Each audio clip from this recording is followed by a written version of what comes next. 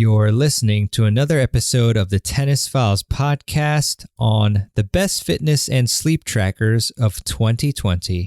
Hey everybody, this is Mehrbon Iranshad. Welcome to another episode of the podcast. I hope you all are doing well and staying safe during these crazy times and getting to play some tennis, although it's definitely getting a lot colder these days, and it's in the 30s Fahrenheit where I am in Maryland, so definitely getting a bit tougher. Whenever there's a high 40s day or low 50s day, I'm definitely going to be out there with my ball machine. And who knows? I've been running outside and training outside even when it's in the 20s. So far, the lowest this year has been 27 degrees that I've been outside. So I wouldn't put it past myself to still try and play some out there. I'm one of those tennis fanatics like I'm sure you all are. I love the sport. So today I wanted to cover an area that I don't usually talk too much about, which is the tech side and wearables. So I did have Alex Johansson on episode 137 of the podcast, and we talked about tech and different pieces of equipment that you can use to help yourself get better at the game of tennis. But today I'm actually going to narrow down this episode on the best fitness and sleep trackers of 2020, with technology evolving and a lot of interest out there on getting more statistics and metrics to help us become better athletes and just healthier overall. I decided that this would be a great topic for the podcast. And so I know a lot of players are wondering what the best wearables that you can get, which ones are out there. And so I'm going to do a review of the best ones that I have found through a lot of research, and I'll let you know which one I'm using. And you might actually be surprised given my summarization of each of these different trackers that I'm using that particular one. But I'll just jump straight into it. First of all, there's many different form factors, or many being at least several. So we've got ones that go around your wrist. They can be straps or they can be smartwatches. There's even ones that you can put on your fingers, which would be a ring.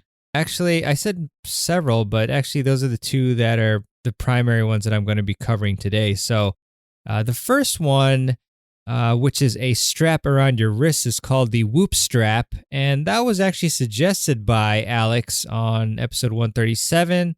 And I've heard from some of the podcast listeners, like I can remember Venton actually mentioned or messaged me after the show, shortly after, and said that he had actually gotten the Whoop strap and liked it and continues to use it. But the Whoop strap is an excellent tool for activity tracking. I would consider it as one of the do-it-all activity trackers. You strap it on your wrist and then it'll sync activity and health data to your cell phone.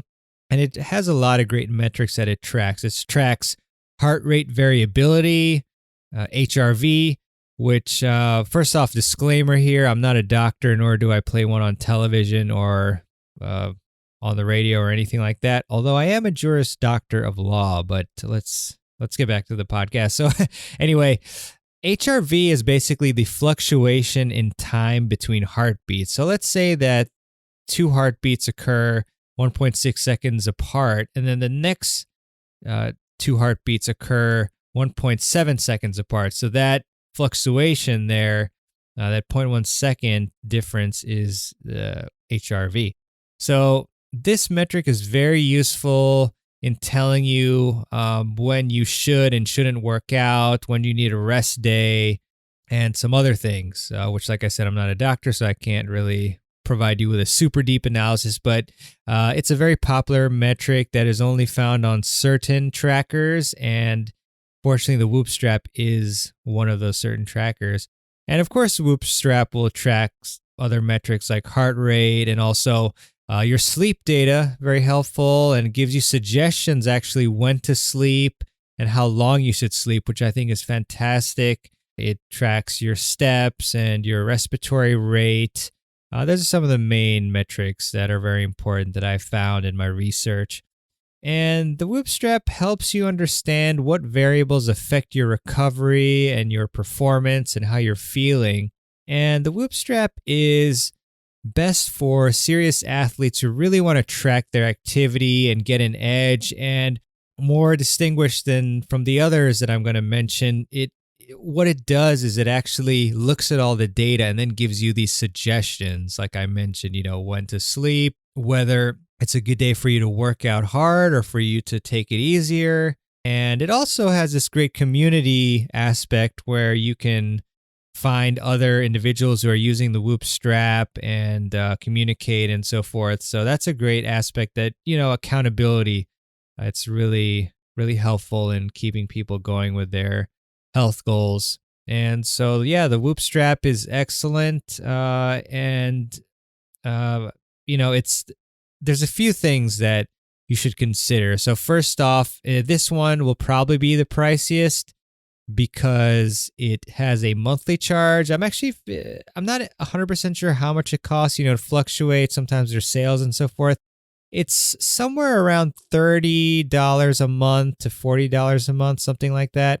But like I said, you can often find sales, and I think there's probably one going on for a couple more weeks where you get a few months free or something like that.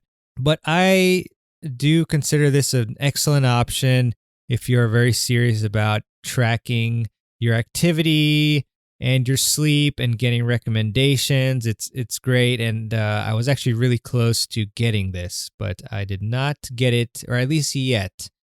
The positives actually with the monthly is that you can, you get the strap for free, and then you can use it and play a monthly, or I guess they probably have an annual plan as well, but then you can try it for a month or two and then see how it works for you. Although I have heard that the Whoop strap, it takes several weeks, maybe up to a month, to actually get in tune with your body and then start giving you consistently accurate data.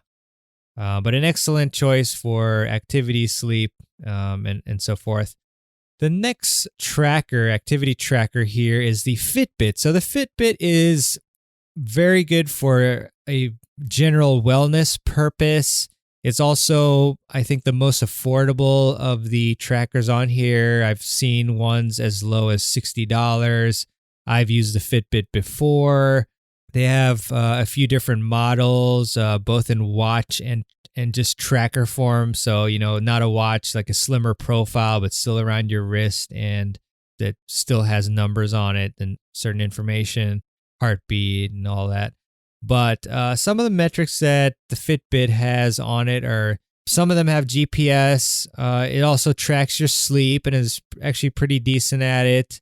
It also tracks your activity, your heart rate. Some of the models track your blood oxygen level. You get reminders also. You get steps tracked. And the thing with the Fitbit is it doesn't give you as much guidance on what to do with the data that it accrues as Whoop does. And, I can back up and just mention, if it wasn't obvious, that the Whoop and also Fitbit, I think all of these actually, they have apps that go along with them. So that's where you're going to find all this data and recommendations in the case of the Whoop.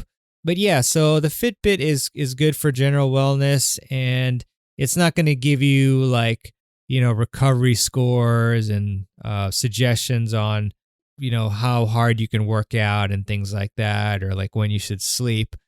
It doesn't give you HRV data either, at least the ones that I have seen.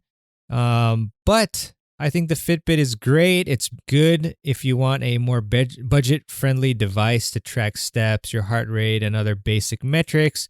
And if you don't care so much about getting guidance on how to use those metrics. So let's say maybe you just want to get healthier. You just want to track your steps. You have a goal of 10,000 steps a day. You're curious about what your heartbeat is sometimes. You're also a little bit curious about your sleep, how well you're sleeping and all that, and you don't necessarily care about super accurate sleep data. Maybe you just use it as a baseline, and you're not doing specialty exercises, then the Fitbit is a good one. It's a good choice for sure. And also, you can pair the Fitbit with certain devices, which I'll hold off, until I talk about the rest of the devices. So then there is the Garmin brand of smartwatches and non-smartwatches, like more on the strap size that still have an LCD screen. So this one is probably the most direct competitor to the Fitbit price and feature wise. They do have ones around the same price as the Fitbit. However, the Garmin is more dedicated to exercise. They're a little bit more rugged, especially the smartwatches from what I've seen. And they do have more models to choose from than Fitbit. And the post-workout analysis is better than Fitbit. So I'm the least knowledgeable about the Garmin just in terms of all the specifics. But, they do have pretty much all of the same metrics as the Fitbit, like GPS and sleep and activity tracking, heart rate, blood oxygen, reminders, tracking steps. But the Garmin is regarded as a more dedicated exercise watch than the Fitbit, which is more of a general wellness device. So I think that's the main takeaway. If you end up in between the Fitbit and Garmin, I definitely encourage you to look up some different models that they have once you decide what form factor you want and kind of compare between the two. But mainly just wanted to get out there that that's another device that has good reviews for sure. And then the next device to cover today is the Apple Watch. So the Apple Watch is very, very popular. I think the new 6 series came out a couple months ago. It's very functional, very feature rich. There is, of course, your basic heart rate data. There's also a sleep tracker. Although I've heard that the sleep tracker isn't as good as a device like Whoop, because Whoop uses a respiratory algorithm for that, which Apple does not, from what I have researched. There's also, of course, an activity tracker, although I have heard it's not as accurate as Whoop. Again, you'd want to do independent research on that just to double check. Also, Apple Watch tracks blood oxygen, which is great. And, I mentioned that before, but blood oxygen is the percentage of oxygen that your red blood cells carry from your lungs to the rest of your body. And of course, the higher the better here. Generally, 95% to 100% is what most people have. So it's obviously nice to know about this metric, especially if you find that it's lower than this average that I mentioned, then that could be a sign of certain problems. One little tidbit that I learned while researching these different devices is that blood oxygen level it's a little bit harder to track it as accurately through the wrist, which is obviously where the Apple Watch is, than something like the finger, because of how thick the wrist is in comparison with the finger, which the blood oxygen tracker or scanner can go through the entire finger. So I've actually seen people put the watch on their finger to get a blood oxygen reading and compare that with a dedicated blood oxygen tracker, and that was more accurate. So just a little tidbit: if you have an Apple Watch or you are going to get one, you might want to test it on your finger. It's more accurate that way. And then one of the biggest things with the Apple Watch, which, certain of the Fitbit and Garmin smartwatches have, but I think that the Apple Watch is superior with, is notifications, taking calls, sending messages, things like that. Of course, you will need an Apple or an iPhone, so you've got to be in that ecosystem with your phone. So if you do not have the Apple Watch, then you can easily just strike this off the list. And, it's the most stylish of all the watches. So probably the best general purpose watch. I don't think many people would, look at you as funny, which we shouldn't really care about. But, if you wore it out or something, as opposed to wearing the other watches. And very good health apps as well, third-party ones, as well as the health app. It also has other cool features like the fall detection, where it'll just call 911 if it detects a fall. And it's also kind of cool too that the Apple Watch will sync with Swing Vision with that app. But that's not really so much activity tracking or health tracking as you can input your scores like while you're playing tennis if you're recording it with Swing Vision on another device. So that's kind of cool too. But Apple Watch, excellent, cool looking, sleek. They keep making it better and better each year. I think they have an always on screen with the sixth version. They also came out with the SE version, which is a little cheaper, but still has 80 to 90% of the functionality. And then the Apple Watch 3s have tanked in price as a result. Like you can get them for like $150, $200, somewhere around there. I think the Apple Watch right now, I've been seeing it for like $399, but on sale for $349 or so lately. So yeah, it's a pretty cool device there. And it'll do a pretty good job of tracking your activity overall. So the device that I actually got about a week ago or so is the Oura Ring. So the Oura Ring is sleep focused, and this is what I decided to get because it's supposed to be the most accurate sleep tracker. It actually uses the red PPG sensors, which I will not be able to explain in depth what that is, but basically those particular sensors are more accurate than the green PPG sensors. And so in evaluating what I wanted was something that would help me sleep better and also be able to tell me how ready I was to perform during the day, and to also track some other cool metrics. And for me, one of the biggest things for my productivity and also my tennis performance as well is just my sleep. I really wanted to focus on what are the factors that is affecting my sleep.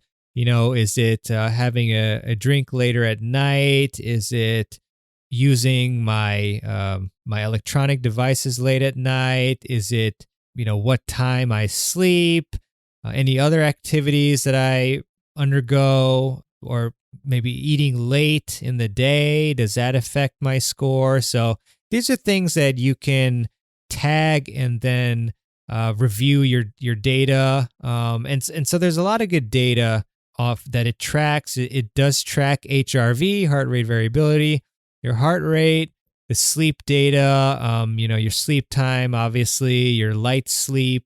So the different sleep stages, your light sleep, when you're awake, the REM sleep, the deep sleep, and then it compiles the data into recommendations for you. Your readiness. Well, I'll back up. Some other things that the Oura Ring tracks are your steps as well, and calories burned. And then anyway, so it compiles all this data into recommendations, kind of like the Whoop strap. It'll give you a readiness score and a sleep score. So they're both pretty much self-explanatory from their names, but the readiness score is how ready are you to attack the day and undergo physical activity and so forth based on a bunch of the metrics that I just mentioned. And then your sleep score is just how well you slept, how well rested you are, and it's really cool. The form factor is great. Well, I have to back up. So it's great for me in that I like to wear a mechanical watch, well, an automatic watch, classic one, not a digital one, and so I enjoy that. So I didn't want to wear another watch, watch on each wrist. And that would be a little too much for me, I think. I think it was that General Schwarzkopf or somebody who used to wear two watches at a time. But, I thought that a ring factor would be really cool. And they have like a silver colored ring, a black ring, a matte black ring. And I think they're all made of titanium too, which is neat. And then they have the sensors inside, obviously. But I just found that this would be a good form factor for me. However, I will say that the Oura Ring is probably one of the worst in terms of activity tracking. So just to keep that in mind. So it will track your steps and whatnot, but it's not going to be very good at tracking your when you play tennis, your heart rate at that moment, and calories burned at that moment, and all that. So what you could do is pair it with something like the Fitbit or the Garmin watch, or even the Apple Watch as well, or the Whoop strap. I mean, really any of them. I think the most common though is like the Fitbit or the Apple Watch, if you want to put a little combo going on. So, like I said, I chose the Oura Ring because it's the most accurate data in all of my research in terms of sleep. So it's really good with that. And it's been really cool to see, things like my average heart rate and, the lowest heart rate while I was sleeping, and then my HRV scores at night and how they fluctuated, and also my sleep quality. And I'm already noticing a great difference, in the first couple of days. Then I made some adjustments. I ate a little bit earlier than usual, and I stopped looking at my computer screen earlier than usual. And then I found that my HRV score went up significantly.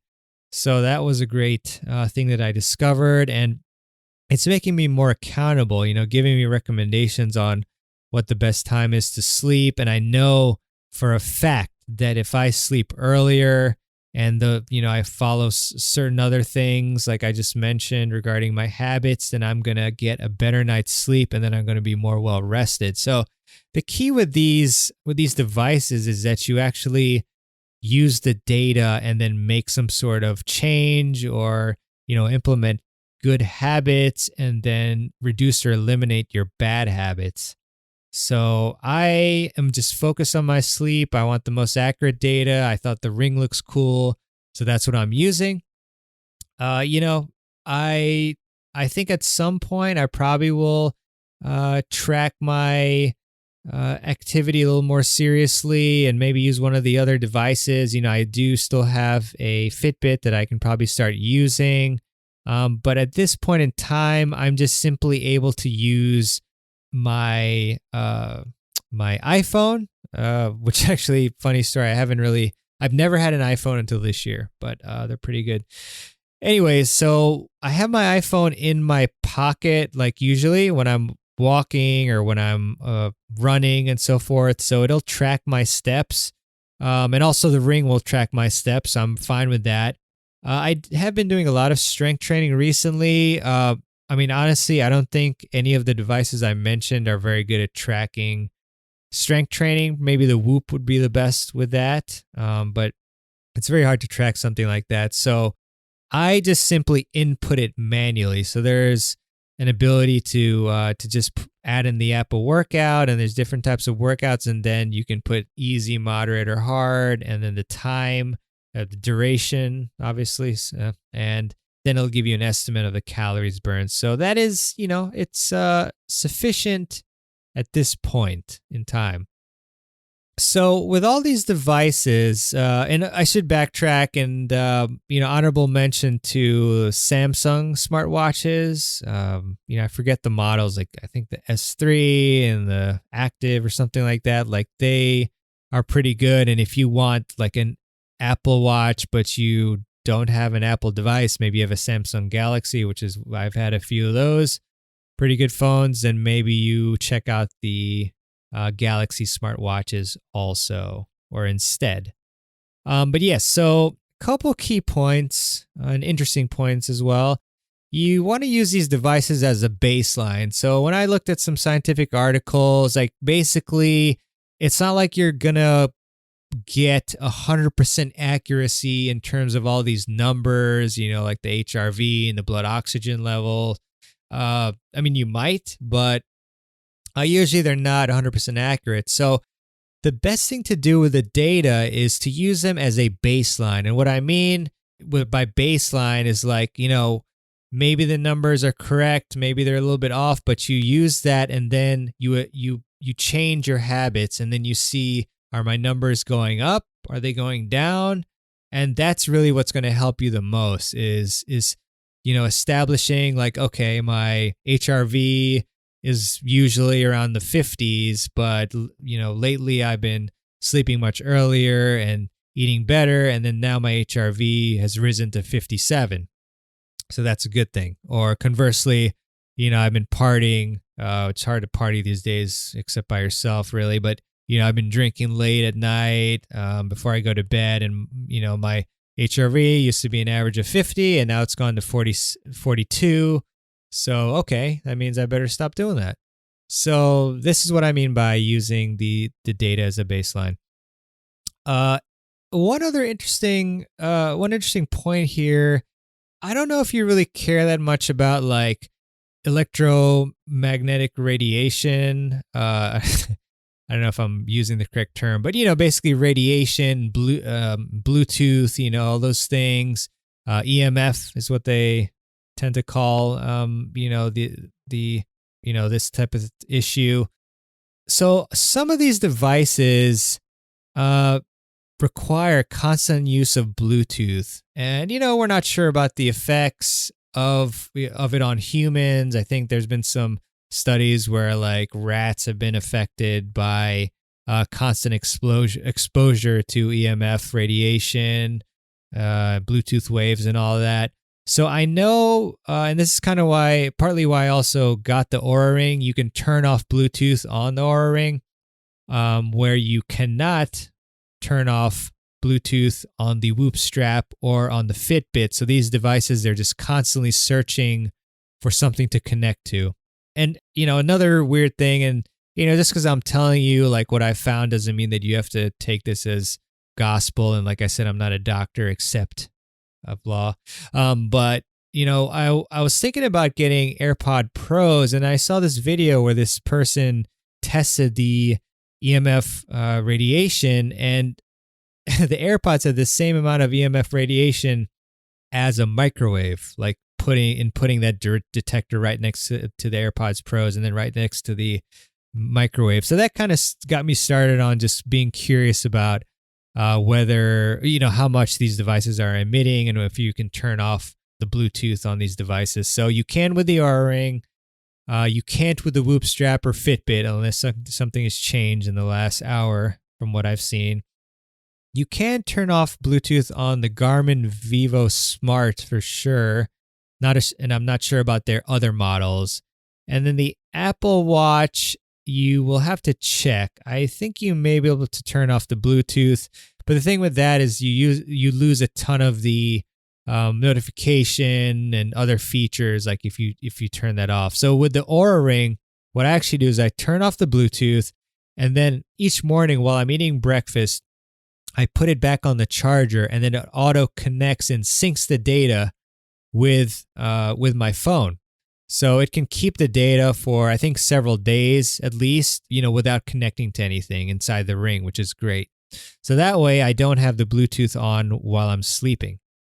So that's pretty cool, and that's another reason why I like the Oura Ring, besides that it's really cool and that it has excellent sleep data accuracy. So I may test, like I said, a Whoop strap in the future to see how that is. I know that Nicole Gibbs, I saw an article that was written a couple years ago, and about her using the Whoop strap and that she likes it a lot. I'm not sure about how many other players use it, but like I said, a pretty good all-in-one solution. And then you really have to think about what functionality do you want? Do you want a smartwatch with a nice display that'll tell you the time, give you notifications where you can take calls and all that?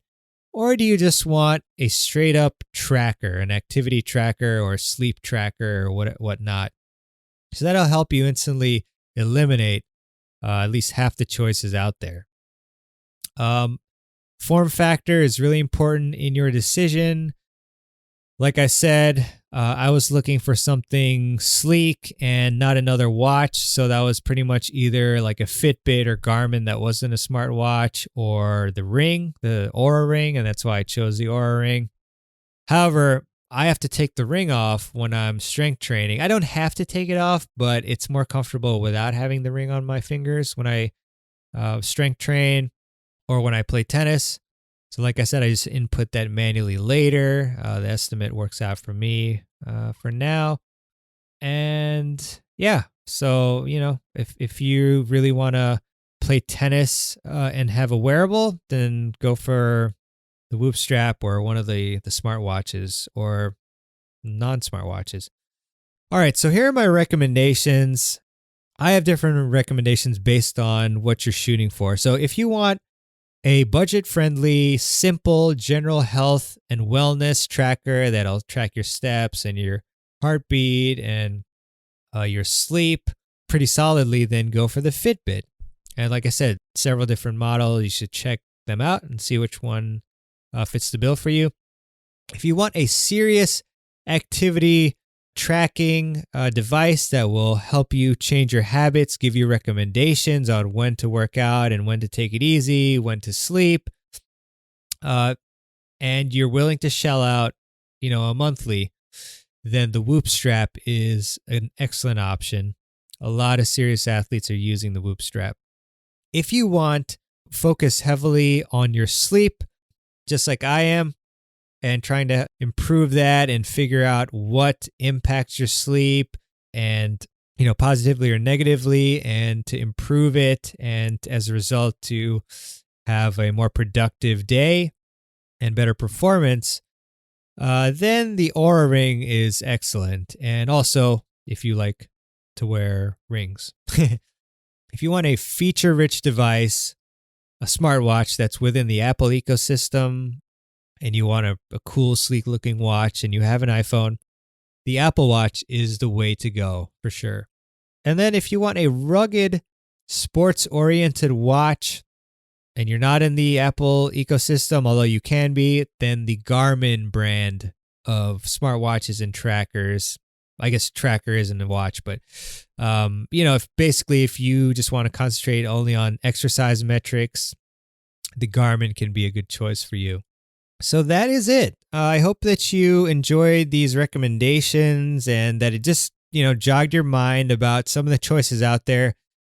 Tried to go into a good amount of detail on these. I went into detail in some of these more than others, of course, but I will keep you updated with the Oura Ring that I'm using and whether I use any other trackers. But like I said, I'm really enjoying the Oura Ring.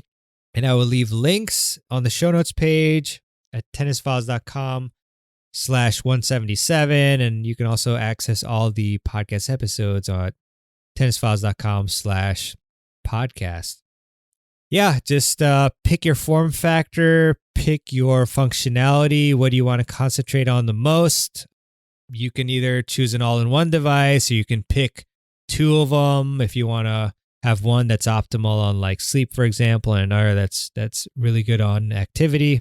And would love to hear what you think and what you end up getting. Like I said, Venton reached out to me and mentioned that he really loves the Whoop. And I'd love to hear from you all what you use.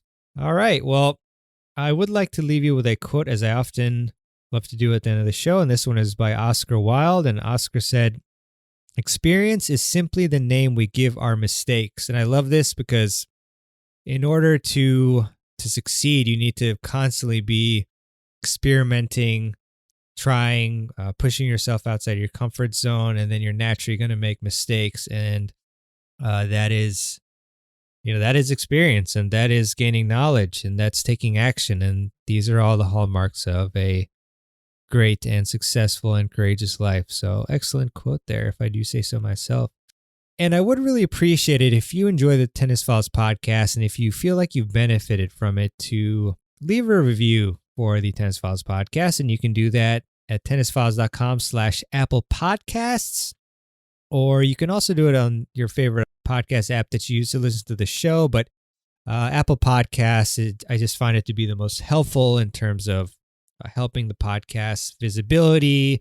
And, I think it's because the vast majority of people use Apple Podcasts to listen to the show. So it's an interesting metric in case you're curious. All right. Well, that is the end of the show. And again, I hope that you like this one. This one's a little different. It's more tech focused. I was thinking of calling this like a Techsember episode or Techsember series, but we'll see. I don't know if I'm going to do tech all this month, but I think that with technology improving and, I think numbers are becoming more important than ever. And I do think that these devices provide a good amount of value. It can potentially let you know about problems that you might be experiencing on a particular day or over several days. And a lot of different organizations are using these devices. Like I know with the Oura Ring, the NBA is distributed to like all their players and all that. So definitely pretty cool. And obviously at a time like this where we can't do other activities, this is, maybe a time to dive deeper into yourself, improving yourself. And a part of that is, you can help improve yourself by using these devices. But again, you need to take the action. Like if I just look at the metrics and I say, oh, cool, and just do the same old thing, that's not going to do anything. But you really need to be serious and follow the recommendations and all that. And just know that they're not 100% accurate, but you can look at the trends and then get a lot of useful information and great use out of these devices. All right, I think that's enough for my review of these best fitness and sleep trackers of 2020. I hope you have a wonderful day, and let me know your feedback on this one. If you liked it, then I'll do some more tech stuff. But until then, have a great day and happy holidays. If you don't hear me again until the holidays, and all the best to you. Stay safe, and we'll see you on the next episode of the Tennis Files podcast. Take care.